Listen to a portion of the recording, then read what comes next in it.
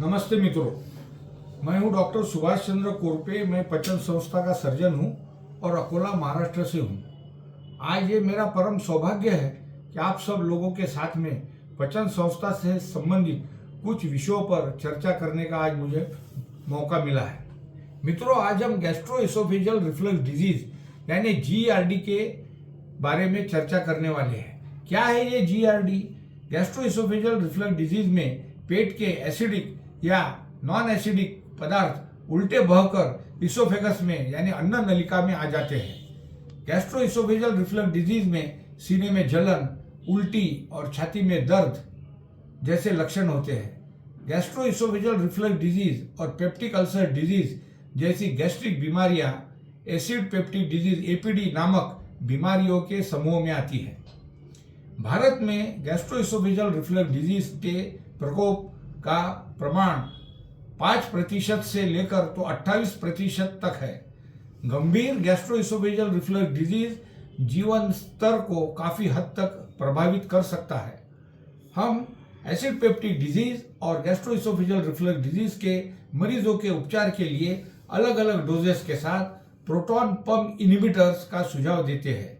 ये दवाएं इन मरीजों को उनके लक्षणों से राहत देती है। Proton pump inhibitors PPIs gastro-oesophageal reflux disease के उपचार के लिए प्रोकाइनेटिक्स और H2 रिसेप्टर ब्लॉकर्स के मुकाबले बेहतर है।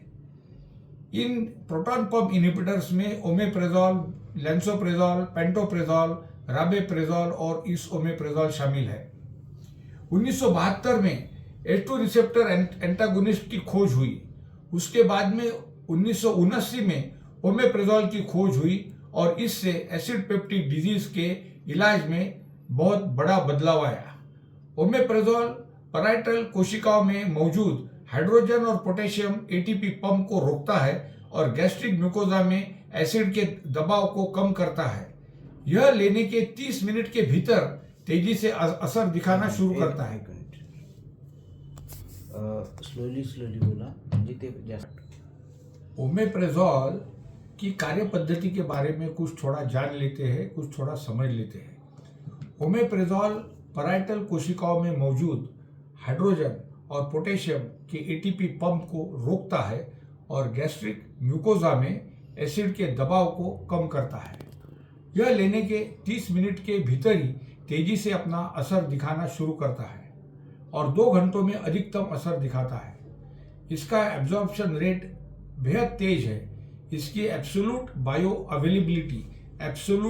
अवेलेबिलिटी 30 से 40%, 20 से 40 मिलीग्राम का ओरल डोज के साथ और प्लाज्मा की अधिकतम मात्रा आधे से 3.5 घंटे में हासिल होती है। ओमेप्रेजोल एंडोस्कोपिक हीलिंग रेट्स और लक्षणों से राहत में लैंसोप्रेजोल से कम नहीं है। चिकित्सीय रूप से ओमेप्रेजोल लैंसोप्रेजोल जितना ही असरदार है, लेकिन ओमेप्रेजोल गैस्ट्रिक एसिडिटी कम करने में ज़्यादा बेहतर है। एसिड कम करने के मामलों में ओमेप्रेजोल, लैंसोप्रेजोल, राबेप्रेजोल और पेंटोप्रेजोल के समान असर दिखाता है। ओमेप्रेजोल पेंटोप्रेजोल से 4.5 गुना ज़्यादा असरदार है और 24 घंटों के एवरेज इंट्रागैस्ट्रिक pH के आधार पर बेहतर यानी रिलेटिव पोटेंसी दिखाता है। फोर्टिफाई स्टडी के अनुसार ओमेप्रेजोल सीने में जलन, उल्टे बहाव और एपिगैस्ट्रिक दर्द जैसे लक्षणों से पूरी राहत देता है। पेंटोप्रेजोल के मुकाबले यह उल्टी, ब्लोटिंग, गैस और अन्य बीमारियों से पीड़ित मरीजों के लक्षणों को बेहद राहत देता है। Omeprazole national list of essential medicine में दर्ज एकमात्र प्रोटॉन पंप इनहिबिटर है। वर्ल्ड हेल्थ ऑर्गेनाइजेशन यानी जागतिक आरोग्य संगठन ने अत्यावश्यक दवाओं की सूची में ओमेप्रेजोल को शामिल किया है। वर्ल्ड हेल्थ ऑर्गेनाइजेशन द्वारा जारी की गई इसेंशियल मेडिसिन की सूची में और कोविड-19 की गाइडलाइंस में भी आने वाला ओमेप्रेजोल ये पहला और एकमात्र प्रोटॉन पंप इनहिबिटर है। इतना ही नहीं, वर्ल्ड गैस्ट्रोएंटरोलॉजी ऑर्गेनाइजेशन ने गैस्ट्रोएसोफेजियल रिफ्लक्स डिजीज में होने वाली सीने की जलन, उल्टी, पेट का दर्द और छाती के दर्द जैसे लक्षणों के उपचार के लिए 20 मिलीग्राम प्रति दिवस के डोज के साथ ओमेप्राजोल का इस्तेमाल का सुझाव दिया है। जापानीज सोसाइटी ऑफ गैस्ट्रोएंटरोलॉजी ने भी पेप्टिक अल्सर डिजीज में पेट दर्द तकलीफों के लक्षणों के राहत के लिए 20 मिलीग्राम प्रति दिवस के डोज का सुझाव दिया है। दवा से होने वाली एसिडिटी के मामले में स्पष्ट रूप से डॉक्यूमेंटेड है इंडिकेशंस के साथ ज़्यादा महंगे पीपीआईज की जगह किफ़ायती पीपीआईज का सुझाव देना बेहतर होता है। ओमेप्राजोल सुरक्षित और असरदार है, फिर भी यह सबसे किफ़ायती प्रोटॉन पंप इनहिबिटर है।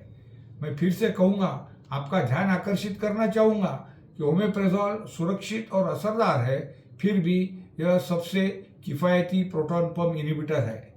रिफ्लक्स इसोफेजाइटिस पर नियंत्रण के लिए लॉन्ग टर्म ओमेप्राजोल उपचार 11 वर्ष तक बेहद असरदार और सुरक्षित होता है।